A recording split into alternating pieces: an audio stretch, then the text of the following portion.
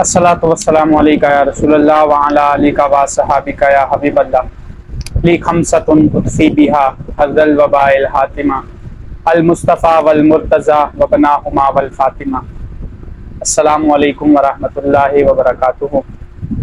عن ابی رافع رضی اللہ تعالی عنہ قال رأیت رسول اللہ صلی اللہ علیہ وسلم اذن فی اذن الحسن بن علی حین ولدته فاطمہ بالصلاۃ او کما قال رضی اللہ تعالی عنہ۔ حضرت ابو رافع رضی اللہ تعالیٰ عنہ سے روایت ہے، وہ فرماتے ہیں میں نے سرکار دو عالم صلی اللہ علیہ وآلہ وسلم کو دیکھا کہ انہوں نے امام حسن رضی اللہ تعالیٰ عنہ کے کان میں اذان دی۔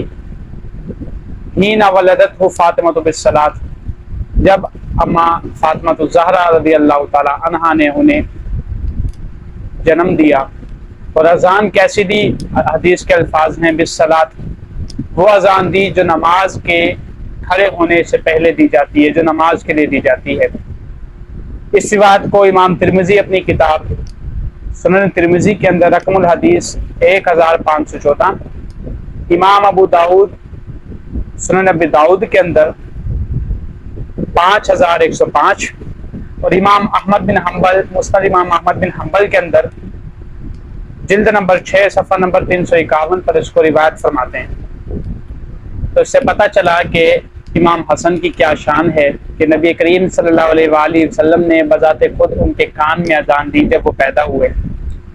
بذات خود جو ہے ان کے پاس گئے اور ان کے کان میں جو ہے آقا علیہ الصلوۃ والسلام نے اذان دی۔ راوی فرماتے ہیں وہ اذان دی کہ جو نماز کے لیے دی جاتی ہے۔